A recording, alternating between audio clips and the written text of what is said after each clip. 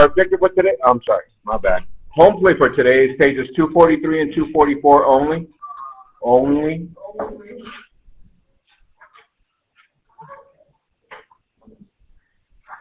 All right, so just a quick roadmap as to where we're at so far. Today we start 5.1, we finish tomorrow. Wednesday we finish 5.2. By Thursday, Friday, we should be started with 6.1, 6.2. We go on break, Thanksgiving, come back. First week of December, we finish Module 6. I give you the study guide. We have the Saturday Academy for the study guide if you can make it. And we have our final exam on the second week of December. As soon as we come back, almost. So I'm just giving you a heads up to get ready. Okay? Keep up with your home plate. Yeah? Yes, Mr. Q. All right, here we go. Our objective for today, I can transform and write equations of cubic functions. I can transform and write equations of cubic functions. Our main idea today is functions. So, Mr. Q, didn't we cover functions already? Yes. But which ones did we focus on about a month ago?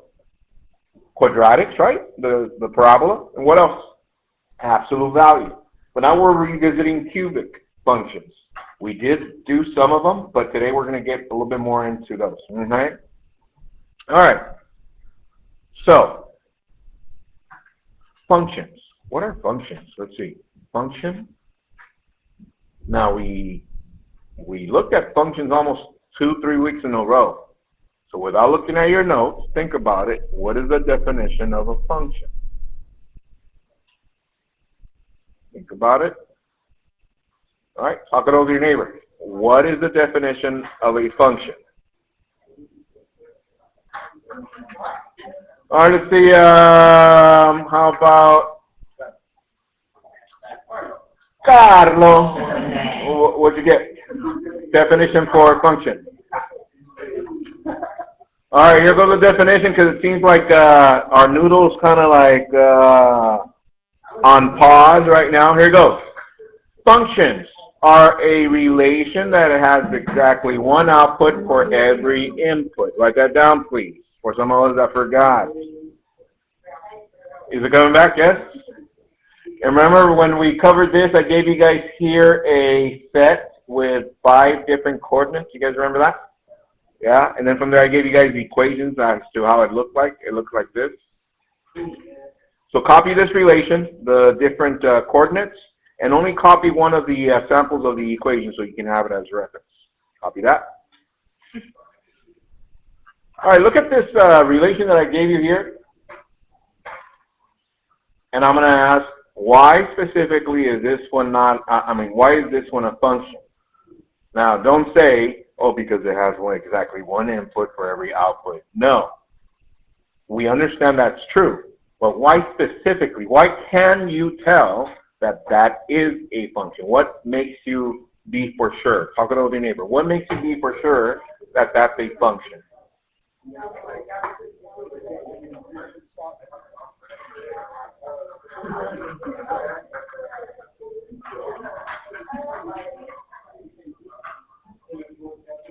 All right. I think we have an answer over here. Let's see. How about Alexa, what makes us for sure know that this is a function?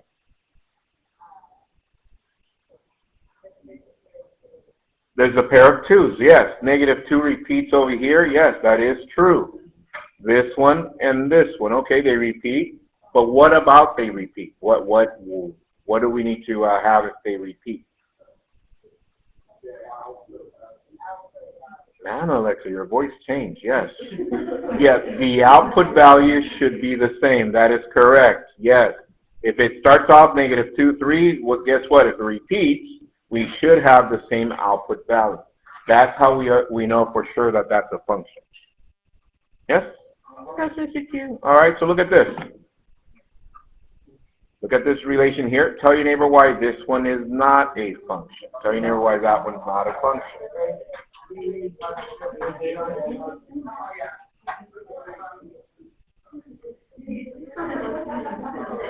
All right, copy that, please. Copy that, and then as soon as you're done copying that, do a couple hashtags. This is just so that it can refresh your memory. This should be already in your notes. Yes? Yes. All right, good. You know what would be like a very good idea?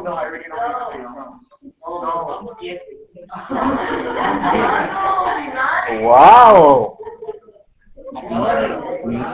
Strike two. Yeah? You know what would be a very good idea?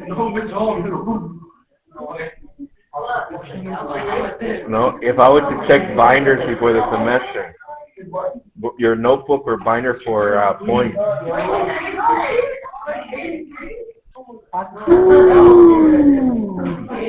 Alright, here we go.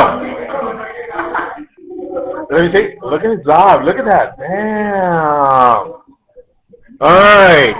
Critical attributes. Hashtag what? Relations or one output for each input, or some of you wrote back then, you wrote hashtag 1 to 1 or something like that. You guys remember that? Yeah. Alright. Alright. So, and that brings us to cubic functions. Before I continue, send a gopher to go get 2 graph papers per person. Do that right now, please. Alright, cubic functions. Here we go. Look up to the screen. We have, yeah, so I did a Desmos presentation just to show you some of the movement, but like I said, we already covered transformations in the past. I'm just revisiting now with the cubic function. Here it goes. I have g of x equals x cubed. If I input that into my table, I have -2. I put that here. That gives me -8, and so on and so forth. There it is. Here it is. Have we seen those kind of graphs before? Yes. We covered that in transformations. We've seen those in the warm-ups also, yes, and so on and so forth. Okay. But look what I'm going to do now. I'm going to add a transformation here and take away this table. Pay attention, please. Here it goes. This is the original. I added a transformation. Talk it over your neighbor. Let them know what this transformation is going to do to the original one, please.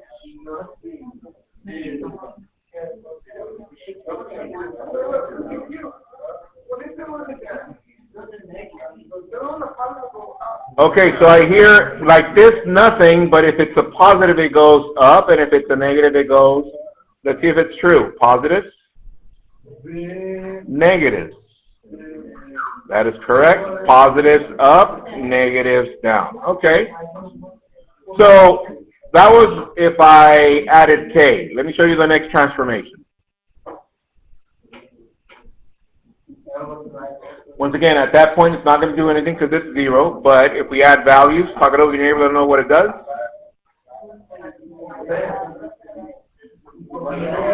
Positive value goes to the right. Negative value goes to the left. Okay? Now, if I was to input here negative,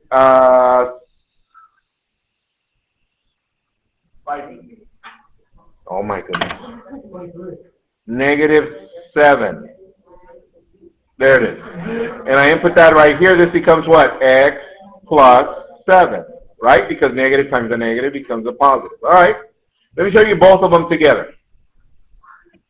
Here's H. Here's K. Once again, K goes up and down, and H side to side. All right. From there, when we covered transformations, I think on the 3rd day, I introduced a new parameter that goes here. Which variable was that? Very good.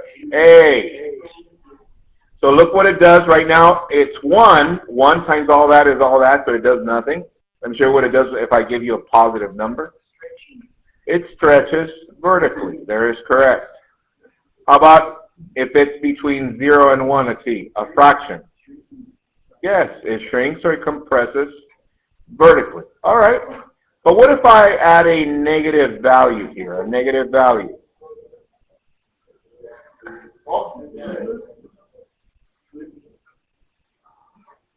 It does what? It reflects. Reflects about the what? No. About the x-axis. That is correct. Who notices that this one is going to reflect over here if I go to the negative, and then the other one to the opposite. All right. Now let me add one more parameter. Here we go. So remembers adding 1 over b. Oh, yeah. Yeah, right? Here it goes. So if I add a positive value, what does it do? It stretches, but now which way? Horizontally. If it's between 0 and 1, it does compress horizontally. What if it's negative? It reflects about the what? The y-axis. Okay. So now that we refresh our memory, get your graph paper in front of you. Copy this. Oh, before you do, copy this general rule again on your Cornell note. G of x equals a times f of 1 over bx minus h plus k. Only that. No, first copy that on your Cornell notes. We're going to be on the big graph. Yeah. And once again, we know what each parameter does by now, yes? All right, and just in passing, let's see. What do we call, look up?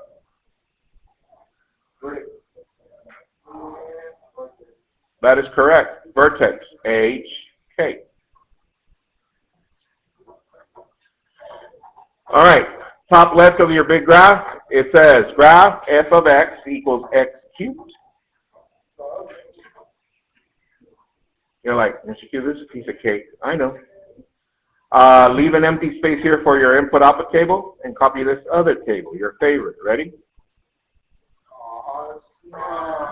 Yes. They're coming back. Copy that.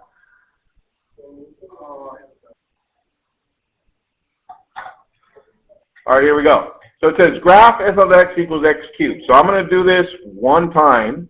And after this should be automatic for all of us. I mean, by now it should be, but I'm just going to redo it one more time to make sure we got it. So what is my table? X, f of x, values, negative 2, negative 1, 0, 1, 2. And I'm going to show you the work for the first value over here. F of x equals parentheses cubed. What's my first value? Negative 2. So what does that mean? It means that negative 2 times negative 2 times negative 2. Let me do the numbers first. 2 times 2, 4 times 2, 8. Negative times a negative, positive times a negative, negative. Next value, negative 1. Negative 1 cubed is negative 1, 0, 1, 8. This never changes. Why? Because this is what we call a parent function. Why, Mr. Q? Because this is the original cubic function without any transformations. It's just a cubic function. There it is. If you notice, it doesn't have a, b, h, or k. It's just x cubed. That's what we call a parent function. After that, when we add transformations, the new transformations are no longer parent functions. They call them, whatever you want to call them, baby functions. Or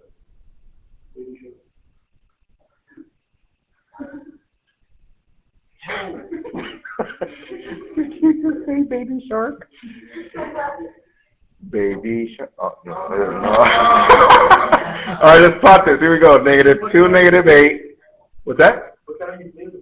Oh, no. Here we go. Negative 1, 0, 0, 1, 1, 2, 8. And we're sketching our cubic function.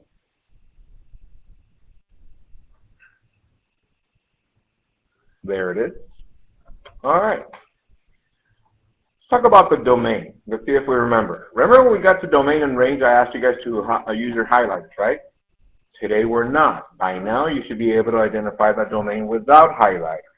I said that would give us plenty of time to identify. But here it goes. I'm going to use a highlighter to remember domain. And I said, all right, guys, to find the domain, I'm going to start from the center. Tell me where to stop going to the right. I'm going to go to the right first. There it goes. Do I stop there? No. There? No. How about there? How about there? So what does that mean? That it keeps going because this has an arrow and it keeps going all the way to what? Positive infinity. That is correct. So the domain, the x values, I can continue inputting values. The arrow or the function continues going in a positive direction. How about this way? If I go the opposite direction, do I stop there? No. Can I continue? Yes. The arrow indicates that it continues going, so it goes, all x values continue going to the negative infinity. How do we write that in inequality? Negative infinity less than x less than positive infinity. How about set notation? Solution set of x such that negative infinity less than x less than positive infinity. How about interval notation? Negative infinity, comma, positive infinity. However, instead of using brackets at the end, we use what? Parentheses, because we don't include infinity. Yes? Yes, we always go, when we write from left to right, negative. All right, so we got the domain. We were focused on the x-axis. So now I'm going to switch and I'm going to go focus on the y-axis. If I start from the bottom, I started from here. Wait a minute, Mr. Q. But I thought you said it has an arrow, continues going. So do I start here? Down here? How about down here? No, it keeps going to what? Negative infinity on the y. Which means that if I continue going, where is it going to end up here? Positive infinity. So now that you have that, I want you to write here the range, set notation, interval notation. And we'll talk about the end behavior.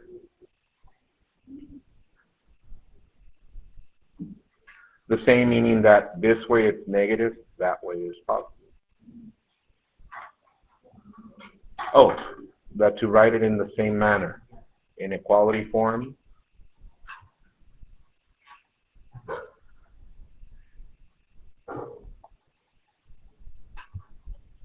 All right, let's see.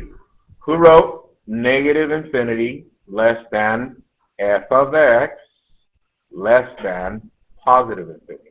And we got that? Yeah. Y f of x, because we're no longer using y, now we know it's the function, f of x. Set notation, solution set of f of x such that negative infinity less than f of x less than positive infinity.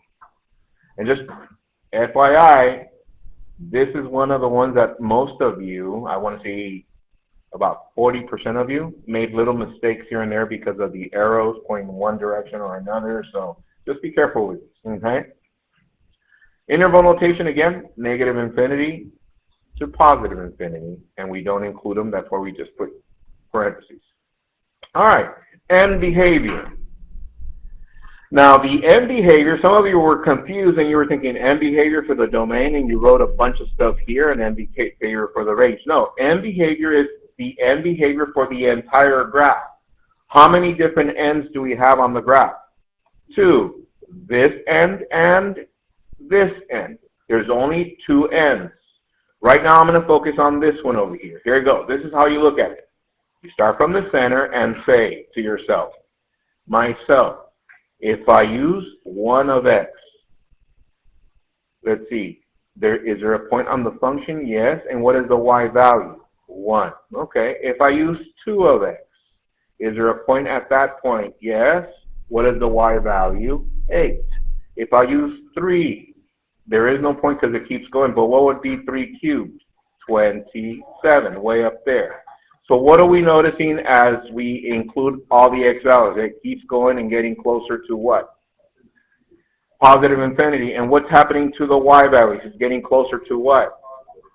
So when x approaches positive infinity, f of x approaches positive infinity. That's for that end, the one on top. So now I'm going to go to this one, and I'm going to switch colors so you guys can see it. Here it goes. So let's say I start here again, and I said, now I'm going to go to the negative side of x. If I input -1, What, is there a point on the graph? Yes. What is the y value? -1. If I input -2, is there a point on the graph? Yes. What is the y value? -8. If I input -3, is there a point on the graph? I can't see it, but I'm pretty sure I'm going to get -27. So what's happening to all the x's? I'm approaching what? And what's happening to all the y values? I'm approaching what? Yeah, so therefore I write what? As x approaches -infinity, f of x approaches -infinity. 1n, 2n.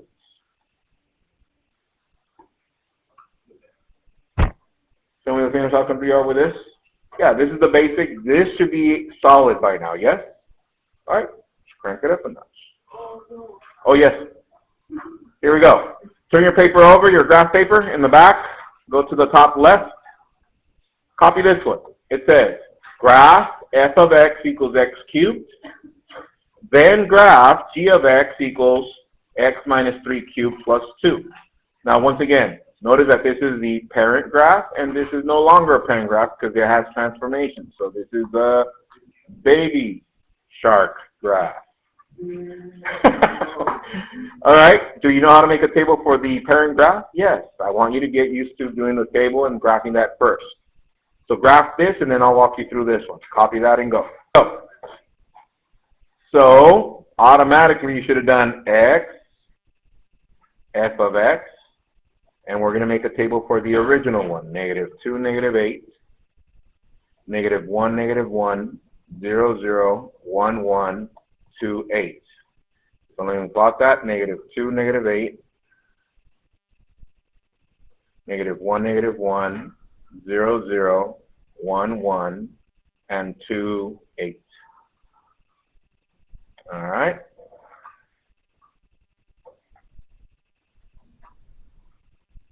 There it is. Hands if you got it to right there. All right. So look up, please. Now I need to graph this one. And I'm going to do that one in red. If you have a different color, that's fine. Now check this out. Do you need to make a table for this? Tell your neighbor why not. Because we already know the transformation. What is the transformation? 3 to the and 2. So each of the points, you move them 3 to the right and 2 up. That's why we don't need to make a table. Here it goes. 1, 2, 3, 1, 2. 1, 2, 3, 1, 2. 1, 2, 3, 1, 2. 1, 2, 3, 1, 2. 1, 2, 3, 1, 2.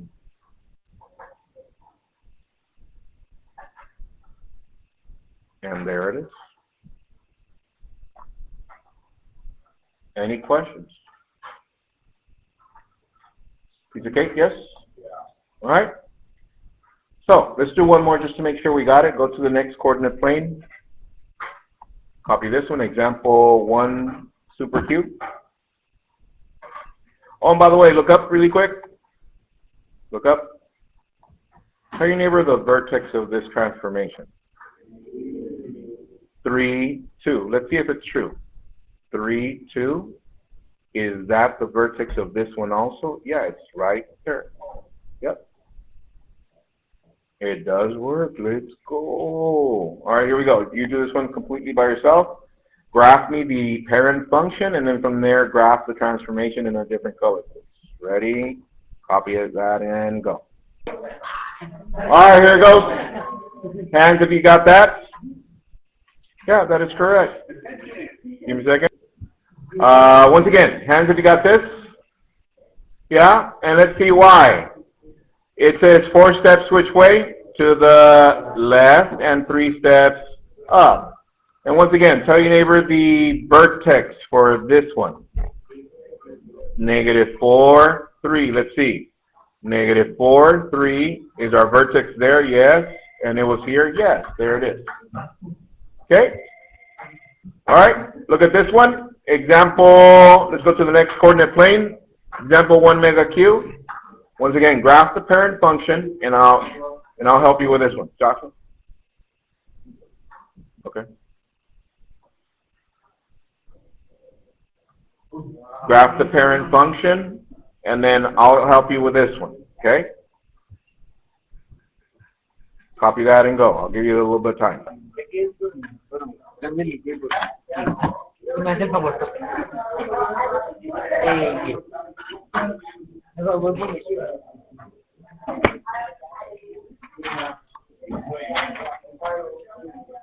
Have a good one, guys. See you guys tomorrow. Bye. Bye. You alright, Ken? Tired or what? Yeah, you're sick? Food or what? You didn't eat?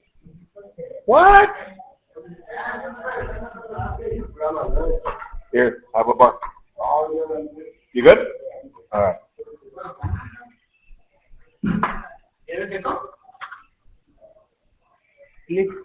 Okay.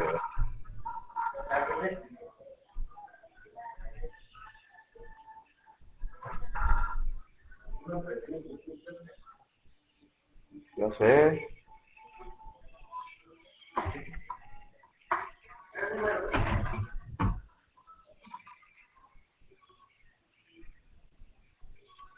Got it. Alright, pues. Bye. Hi.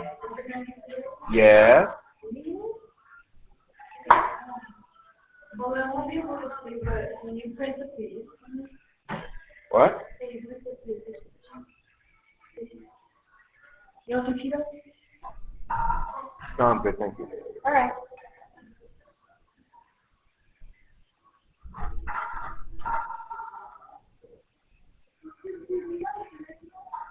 Just really quick, only like for about 35 minutes. Yeah, we'll get started right now. Give me a second. Bam, let's go. How you doing? Good, good. Yeah? Yep. Yeah, good.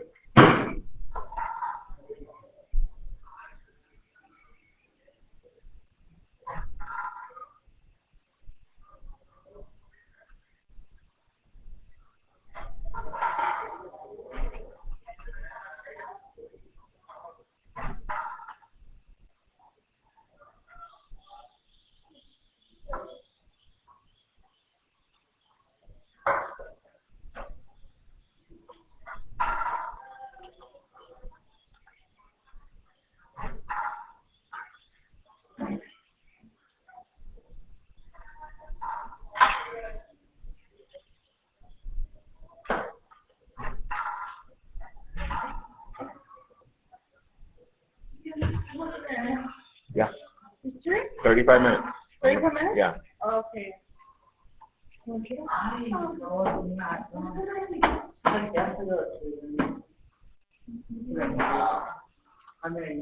Be nice.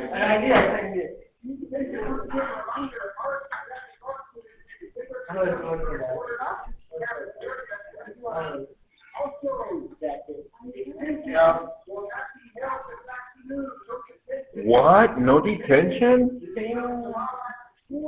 Must be nice. Bird? That's not a bird. You found a bird or you got a bird? You found a bird in this place. Like duck? Right.